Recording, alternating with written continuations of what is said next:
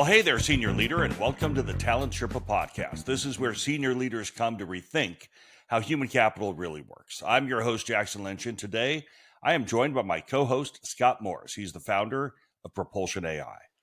And Scott, today we're going to dive into the role that nobody else in the C-suite really wants, being the voice of performance truth. You're not the head of Harmony when you're the CHRO. You're not the corporate cruise director, Julie McCoy, for those who used to watch The Love Boat.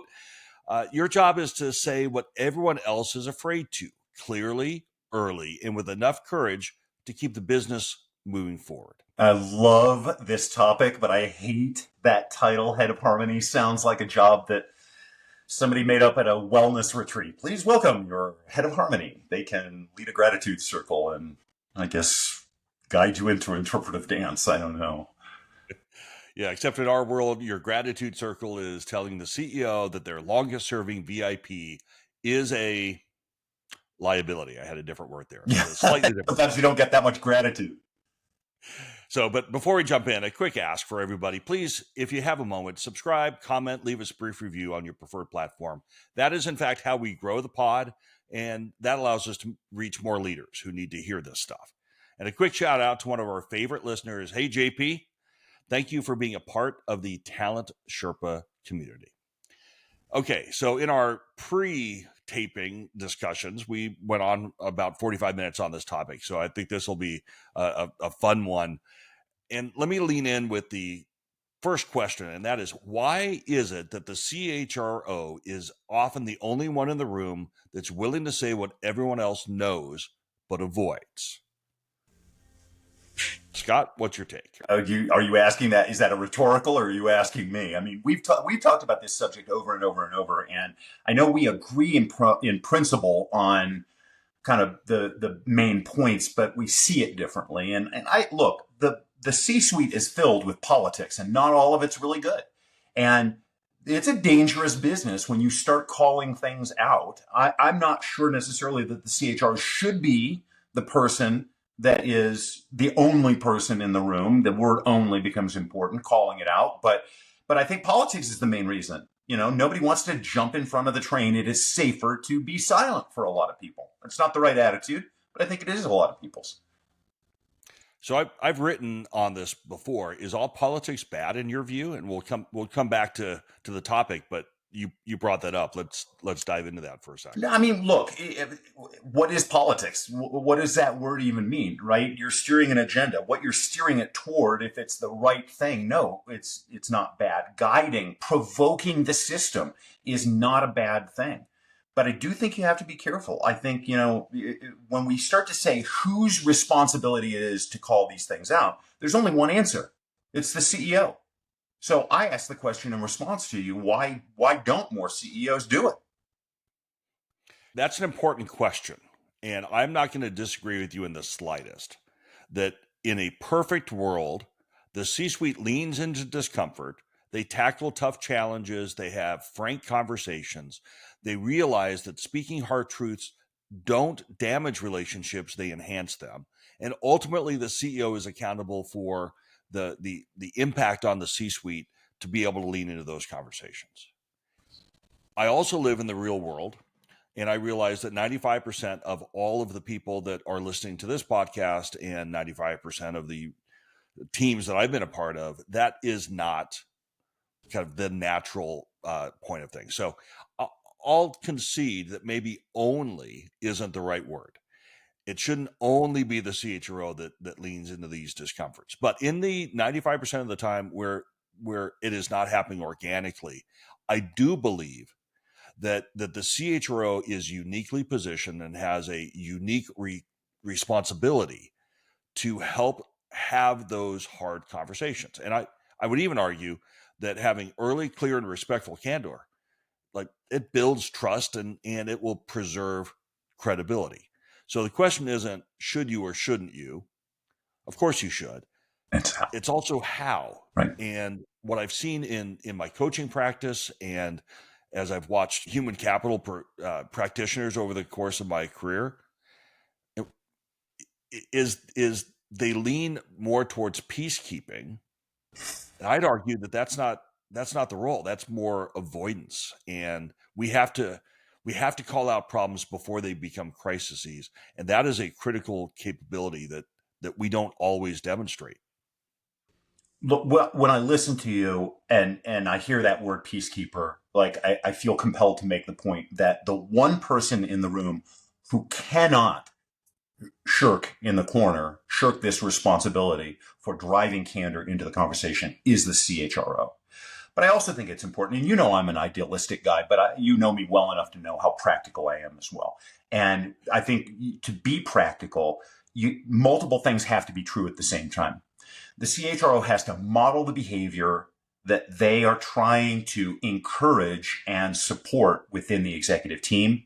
And whether out in the open or behind the scenes or both, the CHRO has to be a coach to the other members of the team about the how, about having candor the right way.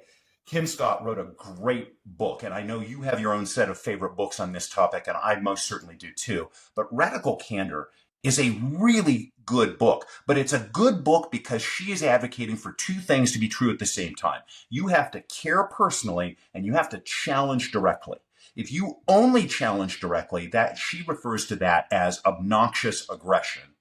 And if you only care personally, she refers to that as ruinous empathy. But if you are doing both at the same time, she refers to that as radical candor. And I think if you're a CHRO and you haven't read that book, you have got to read the book.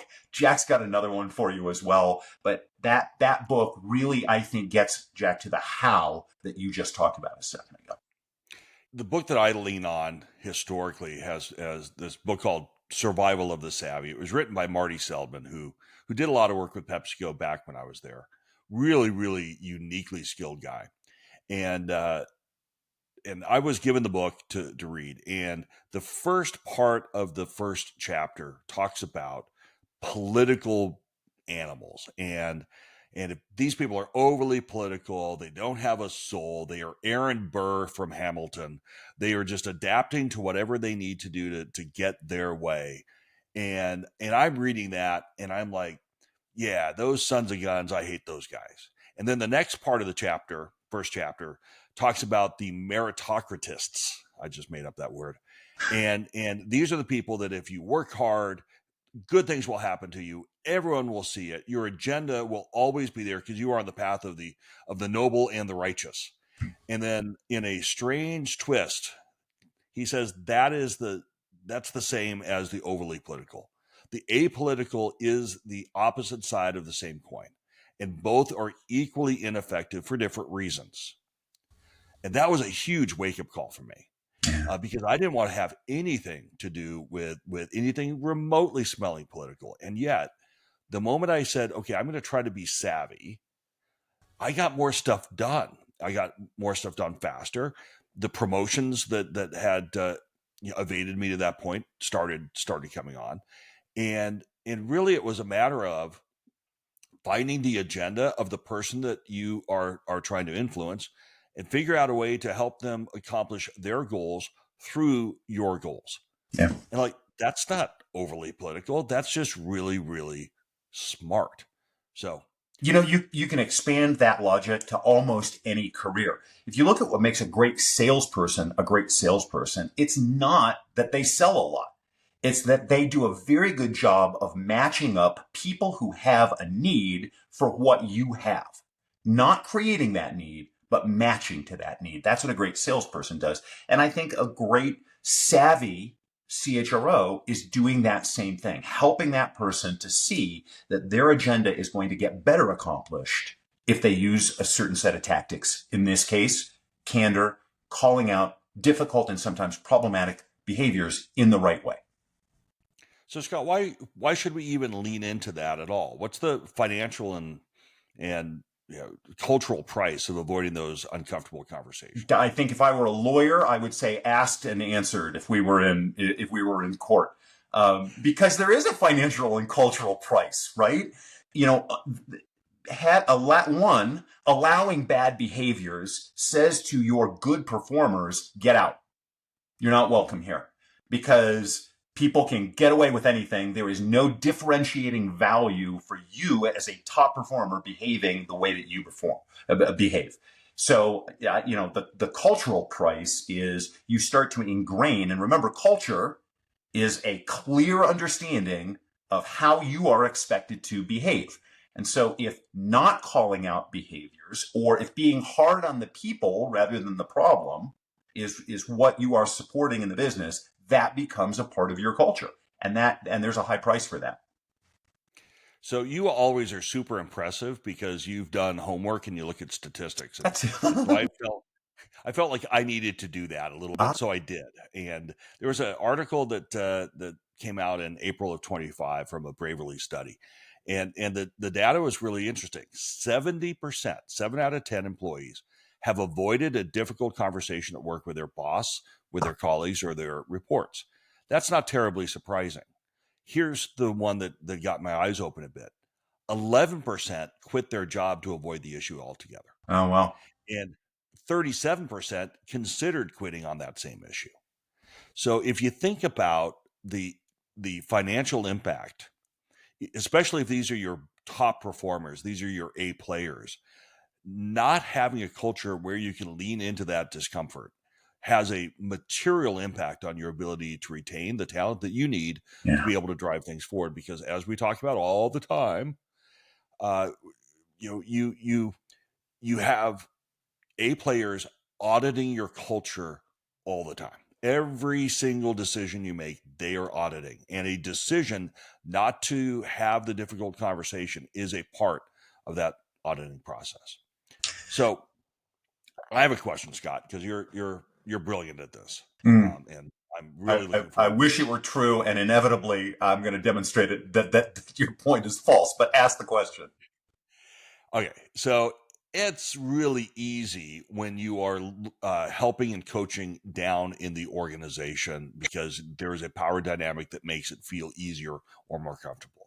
The hardest conversation that you have, especially as a CHRO, especially with the dynamics associated with that role as it sits on the senior team and with the CEO, is having a problem where you have to confront the CEO or your C-suite because it sits in their inner circle. Yeah. How do you go about that? The tactics. Look, I've done this, and I don't know. As a person involved, it's hard to say I've done it successfully, right? You need some third party to look in from the outside and go, "Wow, that was either really really bad or it was really really good." The tactic that I used is no different than the tactic that I coach managers around or that I use in my own organization, right? Which is that intent and declaring the intent matters because it changes the dialogue.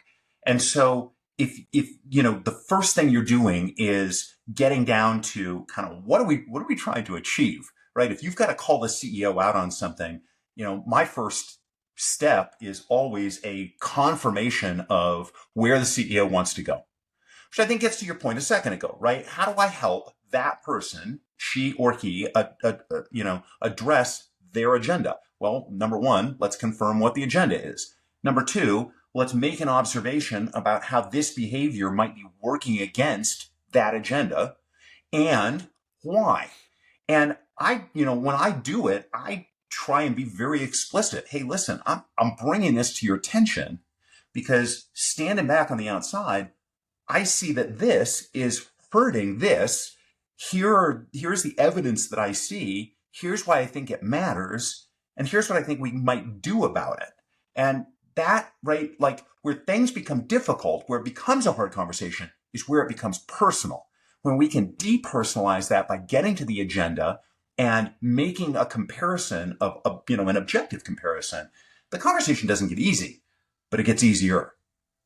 Let me double click on an assumption that you challenged there without being explicit about it. And it's really, really powerful. And I want to double click on that. The CEO might not know about the problem. And the reason why is, unbeknownst to most CEOs, they are also human. And what does that mean? That means they rationalize. That means they have loyalties. That means they have some avoidance tendencies as well.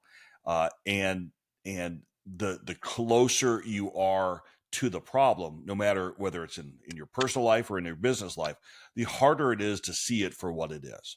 Which is why, to your point, bringing data, bringing the impact on the organization, being thoughtful about the timing of when you bring it forward. You can't ambush someone on it. They're not going to react well to that any more than you and I would.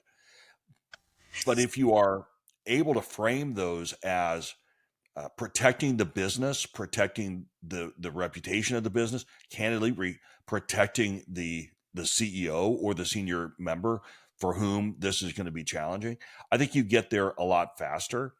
Uh, but the closer it is to the center of power, candidly, I think the longer it takes for you to build the case, because you can't go from 0 to 60. And I might argue you shouldn't do that elsewhere in the organization, but the power dynamic allows you to be a little bit more, flexible on that point. When you're telling the CEO that the first step is to admit you have a problem, and they don't know that they have a problem, that takes a little bit longer. Because if you come in there with guns blazing, you'll find that out of self-preservation, their guns come out too, and that's where I've seen a lot of really good CHROs find themselves on the outside and ultimately leave the organization as a result of that. Blind spot is something that is unknown to you, but seen by other people. And by its very definition, because it's unknown to you, there's probably no intent there to do it. There might be just a complete lack of recognition that it's there. And every single one of us has blind spots. And I think another thing that we do as CHROs that helps is how we address our own blind spots, how we welcome the feedback for our own conduct. I know, man, I've got a ton of blind spots. And, if you're around trusted people, like I can do this with you because I trust you, right? When I ask for feedback, I am listening differently. But if we were doing that in an organizational context and other people were watching us do that, that says something. It says, hey, one, it's okay to have a blind spot. You don't have to be perfect. Two, it's okay to ask people for their help. And three, it's okay to take the advice when you get it. And it's not that you were bad at what you did. It's just you didn't see that one aspect. Yeah. This reminds me of something that happened to me 20 years ago when I was in the PepsiCo organization, and I look fondly at my time there. I mean, they did so many things really, Right. really well. And it just occurred to me that one of the things they taught us to do there that I've never seen anyplace else, and I haven't done it. I'm going to start doing it now that I've kind of reached this epiphany, is they taught you how to receive feedback. Hmm.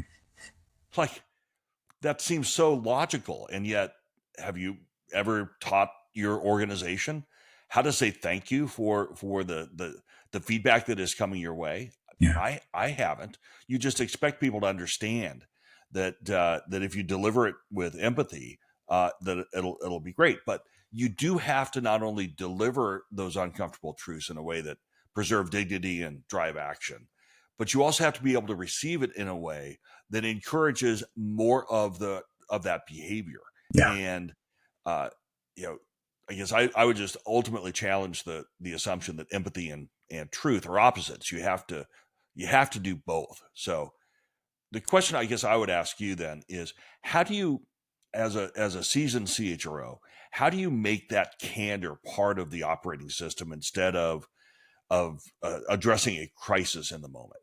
Yeah. I mean, I think one thing you have to do is you've got to have the explicit conversation as an executive team about what you want and about the role that good, effective, well delivered, well meaning feedback has on the organization. And I think you've got to take that, like it can't just be an academic conversation or an ideal conversation about, oh, wouldn't it be great if we did this? There's got to be some introspection. What are each of us doing that might be working against that goal? I'm not going to tell you yours. You need to tell you yours. I'll tell you mine though, because I can look inside of me and I can see the things that I might be doing that would do that. And here's one that inevitably comes up. It's somewhere because it's the big killer, which is you can't have candor at the moment you need to have candor if you haven't spent the time building trust in the time that you didn't. And Yeah, and right, and you've got to call that has to be out on the table. You have to have an explicit, what do we want to do with this conversation? yeah. I think Covey talks about it in terms of the emotional bank account. So I'm I'm sure if you're listening to this podcast, you have probably already made yourself familiar with it. If you haven't, you should. And the concept at a very high level is every conversation either puts trust into the emotional bank account or takes it away. Yep. And if you have not spent enough time putting trust into the emotional bank account, when you need to make a large withdrawal, it will overdraft. And that is where you get dysfunctional behavior. So I think really, really important. What I've seen in that environment though, Scott, and tell me if you've seen this as well, is you have the need to have that conversation at an early stage. You decide not to. You then have the opportunity to have it as it's more impactful across the whatever it is that you need to share is having a larger impact across the organization, and you choose not to. And then when you finally have the truth conversation, it feels like a knee-jerk overreaction, Yeah. and the person on the other side goes from 0 to 60 and wondering what the heck just happened. But meanwhile, the person delivering that feedback has been simmering to the point where it now is bubbling over, and you have to have that conversation. How do you match the consequence to the root cause? Well, the first thing is get in practice on stuff that doesn't matter.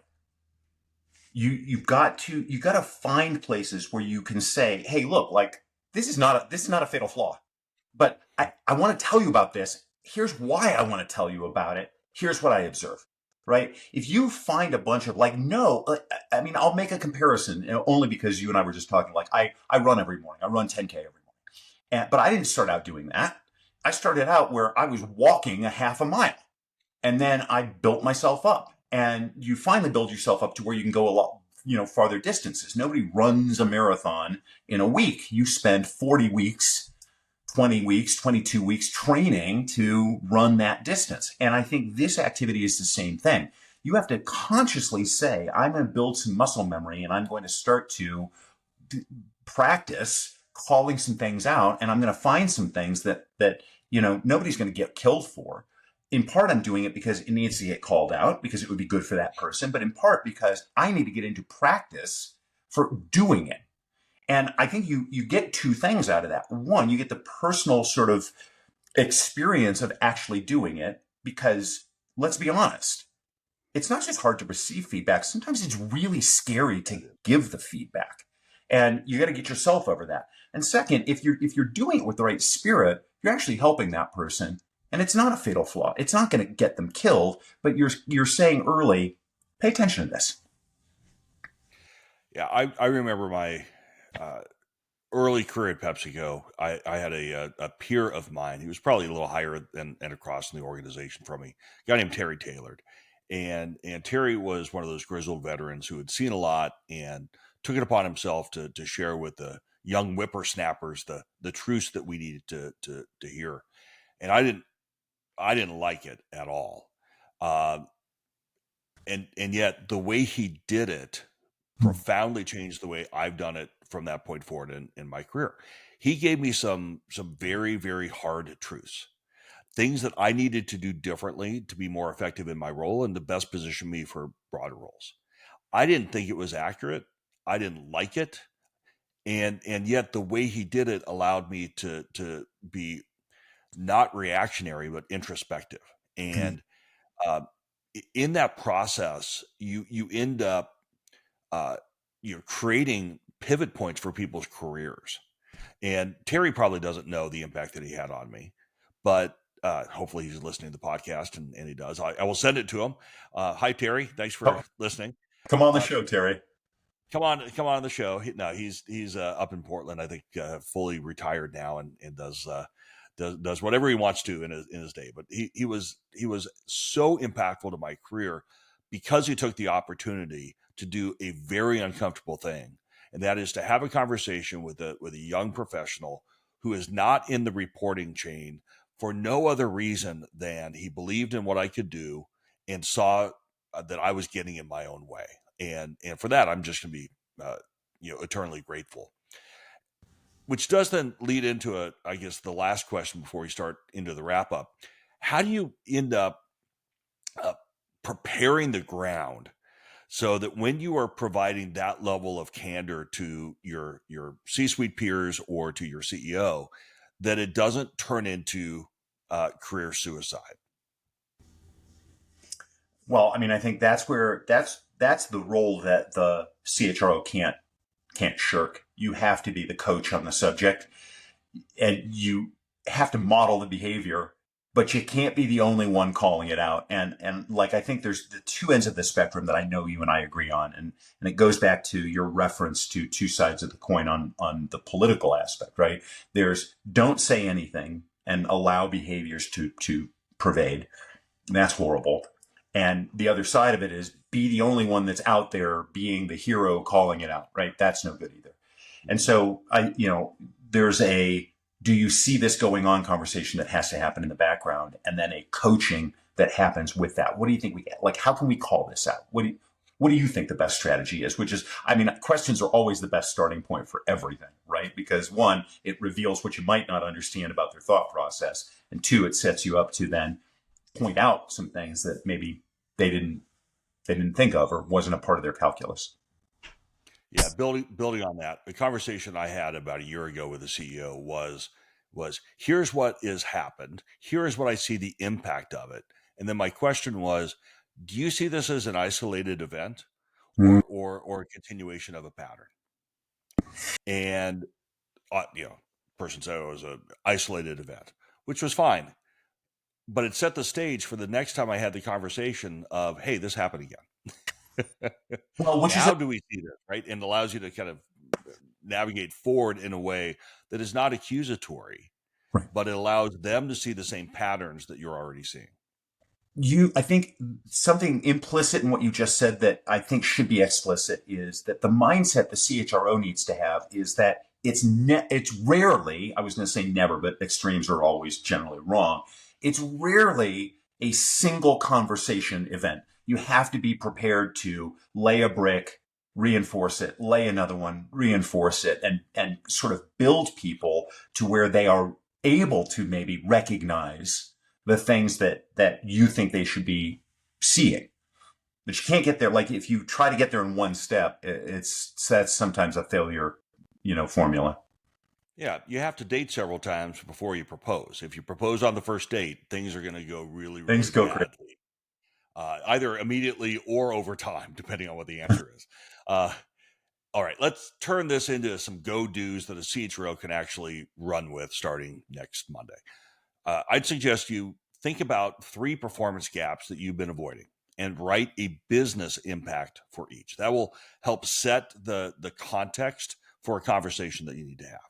I then schedule those conversations, put them on a calendar this week. I'd prep your CEO or your key allies, depending on who you're talking with, about it before the conversation happens.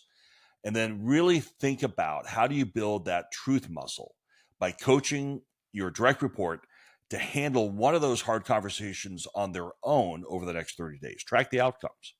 Did the performance improve? Did you reset expectations? Or do you think you need to take further action? I think those are things I would do immediately to start building this capability. And I think one thing that every CHRO needs to have in their head is that their job isn't to smooth the water. It's to make sure that the boat is seaworthy. Hey, isn't this the time where we talk about the summary? It's where you call everybody back in from the kitchen who was listening but doing other things and multitasking. You want me to do the summary? Yeah, why don't you do it, Scott? All right. Here we go. Rate my performance. Give me some feedback on my summary when we're done. I think first thing, you're not the head of harmony. None of us as CHROs should take that on as a job. Our job is to be the voice of performance truth, even when it's uncomfortable. Number 2, silence is really expensive for the organization, and avoiding the conversation costs more than having it, even though having it sometimes is pretty scary. Number 3, I like what you said, Jack, earlier. Anchor your truth to the business impact. It's not about the person. It's about what that behavior is doing to the business. That's how you keep your seat at the table. That's how you draw respect in. It's also how you model the behavior. And 4th, respectful candor wins. As Kim Scott says, the truth without empathy is damage. You've got to care for the person, and you've got to directly challenge them. Empathy without truth, just decay. How'd I do? Exactly right. Let me wrap it up. Thanks so much for tuning in. This is the Talent Sherpa podcast. It's where senior leaders come to rethink how human capital really works. If you liked today's episode, do us a favor. Hit the like button. That's how the algorithm works. Subscribe. Leave us a review on your favorite platform, whether that's Apple Podcasts, Spotify, maybe even YouTube if you want to see what the two of us look like. I think I look better in the audio world. But if you I are think a both have a face for radio. If you are a CHRO who is wondering, my CEO keeps telling me I need to do AI. What do I do? And you don't know where to start the journey, I'd ask you to check out Propulsion AI at www.getpropulsion.ai. That is the place where Scott and his team are transforming how smart companies turn HR insights into powerful outcomes. And if you're an emerging or even a brand new CHRO and you are ready to accelerate your impact, head on over to the Substack. Go to talentsherpa.substack.com or mytalentsherpa.com.